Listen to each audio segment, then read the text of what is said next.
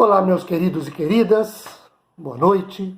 Hoje é uma quinta-feira, a última quinta-feira de julho, dia 30. E eu quero convidá-los para que compartilhemos mais um trecho da palavra do Senhor. Abra sua Bíblia no livro de 1 aos Coríntios. Primeira carta de Paulo aos Coríntios, nós faremos uma leitura no capítulo 2, do versículo 6 ao 16, durante a exposição. Eu farei essa leitura. Então acompanhe-me em sua Bíblia. Neste trecho da sua primeira carta aos Coríntios, o apóstolo Paulo, ele enfatiza mais objetivamente nos versículos 14 e 15, conforme nos diz F.B. Meyer, que existem dois tipos de homens. Olhem o versículo de número 14. Ora, o homem natural. Agora, olhem o verso 15. Porém, o homem espiritual. Então, de acordo com Meyer, o homem natural, versículo 14, ele é aquele homem que a gente entende como homem carnal, que não compreende, não aceita, ele não entende as coisas espirituais. Este homem carnal, ele possui intelecto, inteligência, mas como ele não tem o Espírito Santo habitando em seu interior, ele não consegue discernir as coisas espirituais de Deus. Antes, as coisas espirituais de Deus, para ele, são loucura. Paulo trata disso no capítulo de número 1. Então, este homem, que é o homem carnal, ele ainda não se converteu, ele ainda não nasceu de novo, e ele ainda não tem o Espírito Santo, não nasceu do Espírito. O verso 15 fala do homem espiritual, cujo interior é o templo do Espírito Santo de Deus. E por isso, esse homem espiritual entende, compreende, ele discerne as coisas espirituais de Deus na sua vida. Esse homem espiritual, ele é convertido, ele nasceu de novo, ele nasceu do Espírito Santo. Nós ainda aprendemos, concordando com Davidson, um outro comentarista que a gente usa, que Paulo usa os primeiros versículos deste trecho, do capítulo 6 ao 16, para mostrar a total insuficiência da sabedoria do mundo. A gente tira mais ou menos essa ideia do verso 6, que a gente vai falar sobre isso daqui a pouquinho. E a completa suficiência da sabedoria de Deus na realização da salvação do ser humano, de acordo com o verso 7. E aí, a verdadeira sabedoria, oculta aos homens nas eras passadas e não reconhecida por homens de poder e intelecto mundanos, carnal, não foi revelada pelo Espírito Santo. Assim como somente o homem conhece os seus pensamentos, o Espírito que vem do íntimo do próprio Deus é aquele que dá compreensão das coisas de Deus. Vamos ver isso um pouquinho mais de perto? Então vamos lá. Olhem para o verso 6. O verso 6, Paulo começa dizendo assim, ó.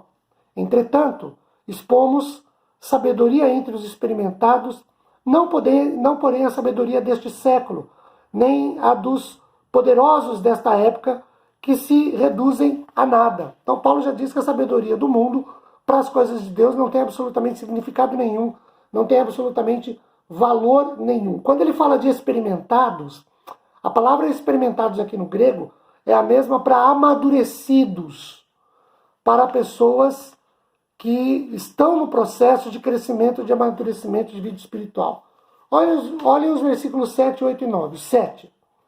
Mas falamos da sabedoria de Deus. Então, a sabedoria do mundo para as coisas de Deus não significa nada. 7.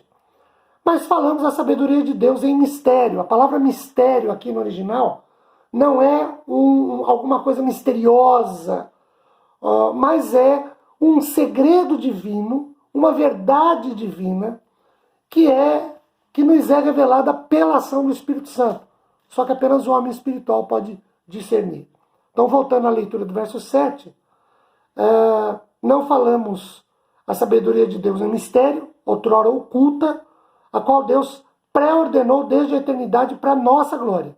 Sabedoria essa que nenhum dos poderosos deste século conheceu. Homem carnal não conhece. Porque se a tivessem conhecido, olha o resultado. jamais teriam crucificado o Senhor da glória.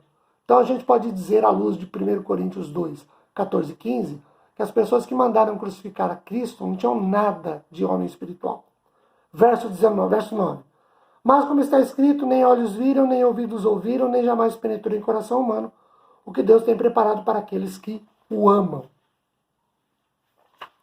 Quando nós olhamos para o verso 9, tem pessoas que perguntam assim, como será o céu, né? Nós temos algumas informações. Por exemplo, se você abrir a sua Bíblia em João capítulo 14, versículos 1, 2, 3 e 4, Jesus diz, olha, não se turbe, não se atemorize o vosso coração, não entre em pânico. Na casa de meu pai há muitas moradas, eu vou preparar lugar para que estejamos juntos. Pois bem, então a gente entende que no céu haverá moradas. Algumas pessoas entendem que são palácios celestiais, mansões celestiais. Há um hino, inclusive, um louvor cantado por um grupo, hoje tudo é gospel, né? Então por um grupo gospel, que na época não era tido como gospel, né? Há mansões celestiais preparadas por Deus. Céu, lindo céu, eu vou para o céu, lindo céu, com Cristo vou morar no lindo céu. Mas fala das mansões celestiais. Apocalipse fala de ruas de ouro, mar de cristal. Mas mesmo com essas poucas descrições, o apóstolo Paulo diz que isso não é nem metade da glória que o Senhor preparou para os homens que se voltam para Ele, que o servem, que são nascidos de novo, nascidos do Espírito, consequentemente, são novas criaturas. Olha o verso 10. O 10, o 11 e o 12. Mas Deus nolo revelou pelo Espírito, porque o Espírito a todas as coisas perscruta, até mesmo as profundezas de Deus, porque qual dos homens sabe as coisas do homem, senão o próprio Espírito que nele está, ou seja, só o homem que conhece as coisas do homem.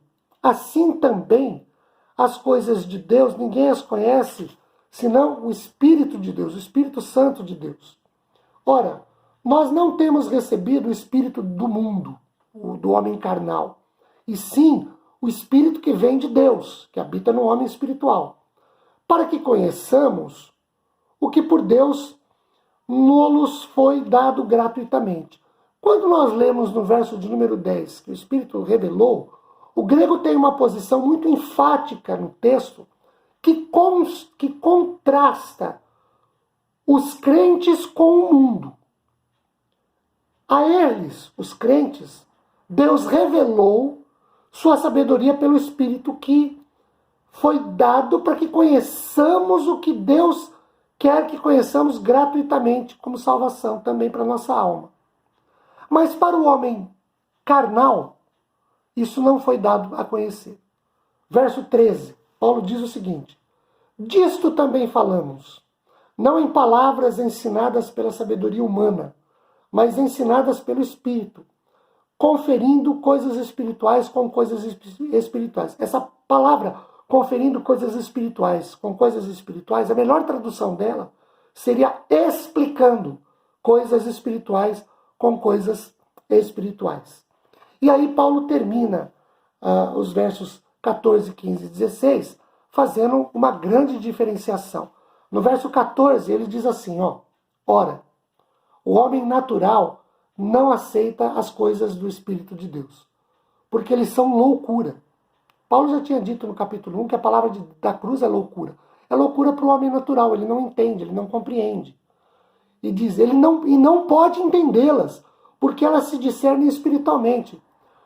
Deus é Espírito, coisas de Deus são espirituais. Então, só mediante a ação do Espírito Santo de Deus no coração do convertido, na mente do nascido de novo, é que esse convertido, nascido de novo, pode entender, pode compreender, pode discernir.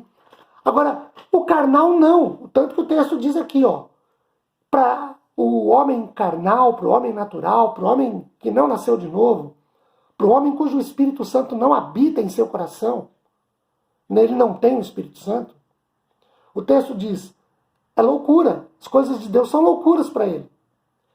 Não pode entendê-las, porque elas só podem ser conhecidas espiritualmente, e essa espiritualidade ele não tem. O 15. Porém, o homem espiritual julga todas as coisas, mas ele mesmo não é julgado por ninguém. O homem espiritual discerne as coisas espirituais, porque ele tem o Espírito Santo. Então, quando a gente fala de... Quando Jesus, por exemplo, diz assim, minha paz vos dou, não vou lá dou como o mundo a dá. Primeiro, o mundo dá paz, mas não é duradoura como Jesus dá. Segundo, a paz que o mundo dá, ela é, além de ocasional, ela é fruto de coisas exteriores. Depende da saúde da pessoa, depende da conta corrente da pessoa, quanto ela tem na mão, depende do carro, depende de tudo estar bem. A paz que Cristo dá é interior, não depende de fatores exteriores. Só que só o homem espiritual pode discernir, entender, compreender essa paz que Cristo dá. Quando Pedro diz para Cristo, quando Jesus, em João 6, depois de um discurso duro, os seus outros discípulos, seguidores, o abandonam, e ele volta-se para os 12 e diz, vocês vão embora também? Pedro diz, Senhor, para quem nós iremos? Só tu tens palavras de vida eterna. Vejam, queridos, palavras de ânimo, de motivação, palavra que traz algum tipo de consolo, algum tipo de conforto, algum tipo de paz momentânea, qualquer pessoa pode trazer, qualquer ideologia pode trazer, mas palavras de vida eterna só Cristo dá, só Cristo tem, só que só o homem espiritual pode discernir. Essa é a palavra que eu queria deixar com os nossos corações na noite de hoje. Que sejamos pessoas nascidas de novo, pessoas espirituais para discernir as coisas de Deus. Queridos, fiquem na paz do Senhor, tenham uma boa noite. Esperamos nos ver proximamente com a graça do Senhor. Um beijo. Tchau, gente!